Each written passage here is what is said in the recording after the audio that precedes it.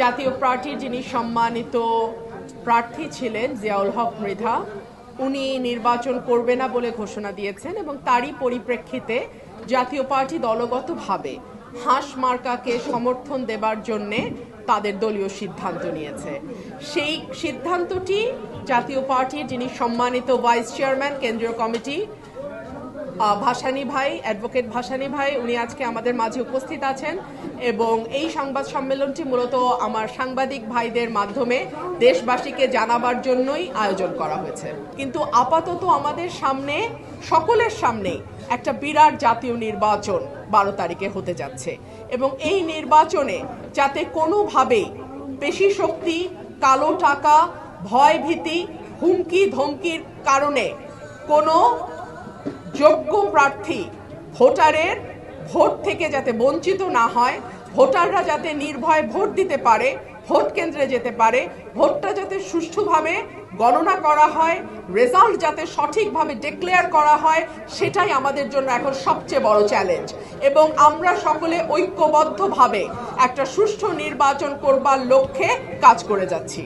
হা ভোটের ব্যাপারে সকল রাজনৈতিক দল একমত হয়েছে যে একটা সংস্কার আমাদের রাষ্ট্র কাঠামোয় ভীষণ প্রয়োজন এবং আগামীর গণতান্ত্রিক বাংলাদেশ বিনির্মাণে সংবিধান সংস্কার থেকে শুরু করে নানান ক্ষেত্রে সংস্কারের একটা দাবি উঠেছে।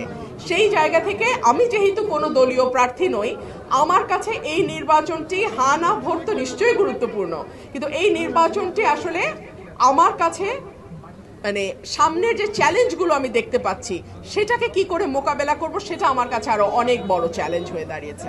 বাংলাদেশে নারীদের ব্যাপারে যে এই মানসিকতা, সেটা কোনো বিশেষ দলমতের মানুষের ব্যাপার নয়, পুরো বাংলাদেশের মানুষের মধ্যেই নারীদের ব্যাপারে এক ধরনের বিদ্বেষ কাজ করে এবং সেটা আমরা দেখেছি যে সময়ের সাথে সাথে বিষয়টির মধ্যে কোনো পরিবর্তন আসেনি। কিন্তু এই জায়গাটিতে যাতে নারীর ব্যাপারে মানুষের দৃষ্টিভঙ্গির পরিবর্তন আসে, সমাজের সাধারণ মানুষের দৃষ্টিভঙ্গির পরিবর্তন আসে, সেজন্য আসলে আমাদের সকলের কাজ করবার সময় এসছে। এবং আমি বলতে চাই যে কোনো বিশেষ দল বা মতের মানুষ নয়। আপনারা বলুন তো, ফেসবুকে আমরা যারা নারীর নেত্রী, রাজনৈতিক কর্মী হিসেবে কাজ করছি, কিংবা যারা হয়তো বাইরে যাচ্ছেন, অফিস করছেন, কিংবা যারা হয়তো অভিনয়ের সঙ্গে জড়িত, অর্থাৎ যাদেরকে মানুষ পরিচিত, চেহারা চেনে, তাদের ফেসবুক কমেন্টগুলো কি আসে?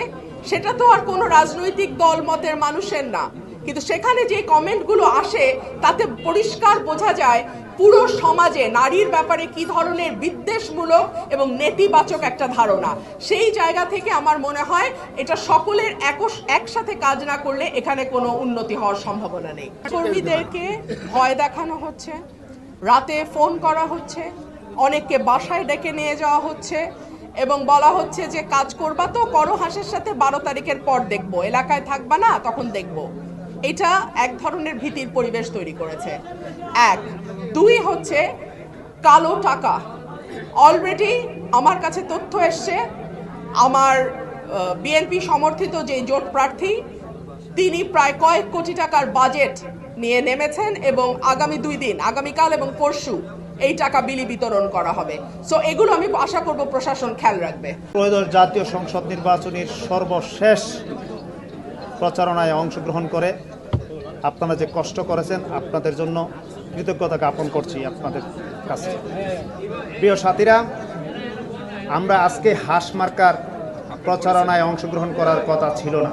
লাঙ্গল মার্কার পক্ষে নির্বাচনী বৈতরণী পাড়ি দেওয়ার জন্য আমাদের কাজ করার কথা।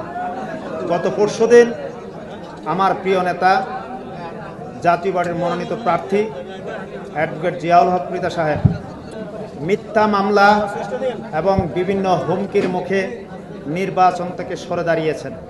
এমত অবস্থায় জাতীয় পার্টি একটি সুযোগ পেয়েছে ব্যারিস্টার রমিন ফারহানার প্রতি একটু কৃতজ্ঞতা এবং প্রতিদান দেওয়ার সেই সুযোগটি জাতীয় পার্টি কাজে লাগাতে চাচ্ছে। নেতা জিয়াউল হক মৃধা যখন নির্বাচন থেকে সরে দাঁড়ালেন, আমার দলের মহাসচিব ব্যারিস্টার শামীম হায়দার পাটোয়ারি আমাকে নির্দেশ প্রদান করেছেন জাতীয় পার্টির সকল নেতৃবৃন্দ যেন ব্যারিস্টার রমিন ফারহানার পক্ষে কাজ করেন। ব্যারিস্টার রমিন ফারহানার পক্ষে আমরা কেন কাজ করব? নাম্বার ওয়ান, 5ই আগস্টের পরে জাতীয় পার্টির উপরে একদল মব জাতীয় পার্টির অফিসে বারবার অগ্নিসংযোগ করেছে। এই অগ্নিসংযোগের প্রথম প্রতিবাদ জানিয়েছেন ব্যারিস্টার রমিন ফারহানা। বলেছেন কারো বাড়িতে কারো অফিসে আগুন দেওয়া অন্যায়। পরবর্তীতে যখন আওয়ামী লীগকে নিষিদ্ধ করার দাবি উঠেছে, উনি প্রতিবাদ জানিয়ে বলেছেন রাজনীতি করা দেশের মানুষের নাগরিক অধিকার, কারো অধিকার হরণ করা যাবে না। আওয়ামী লীগের দূষর তকমা দিয়ে জাতীয় পার্টির রাজনীতি এদেশে নিষিদ্ধ ঘোষণার দাবি যখন উঠেছেন, তখন রমিন ফারহানা বলেছেন জাতীয় পার্টি একটি রাজনৈতিক নিবন্ধিত দল, তারা কোনো সন্ত্রাসের সাথে জড়িত নয়, বিনা কারণে কোনো রাজনৈতিক দলকে নিষিদ্ধ করা যাবে না। এবং জাতীয় পার্টি বিরুদ্ধে নয়, উনি যখন সারা বাংলাদেশে মব সৃষ্টিকারীরা বিচারালয়, অফিস আদালতে, শিক্ষা প্রতিষ্ঠানে ছাত্রদের দ্বারা, মবদের দ্বারা শিক্ষক নির্যাতিত হয়েছে, একদল আইনজীবীর দ্বারা বিচারক এবং বিচারকের কাস্টডিতে আসামিদেরকে নির্যাতন করেছেন, তখন উনি প্রতিবাদ জানিয়েছেন।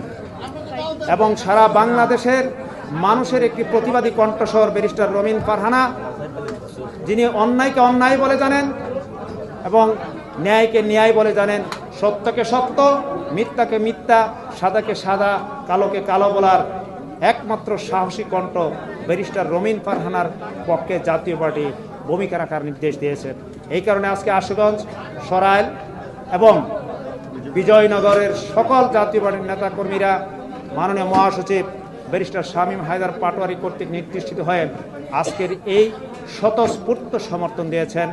আগামী দিনে ব্রাহ্মণবাড়িয়া 2, সরাইল, আশুগঞ্জের, বিজয়নগরের সকল মানুষকে নিরাপদে রাখার জন্য জুলুম থেকে, নির্যাতন থেকে এবং নিপীড়ন যাতে মানুষ না হয়, অধিকার যেন আদায় করতে পারে, সরাইলের মানুষের উন্নয়ন করতে, সরাইলের রাস্তাঘাট সহ সকল সংস্কারমূলক উন্নয়ন কাজগুলি যেন উনি ধারাবাহিকভাবে করতে পারে, সেই ভূমিকা রাখতে পারবে বলে জাতীয় পার্টি বিশ্বাস করে।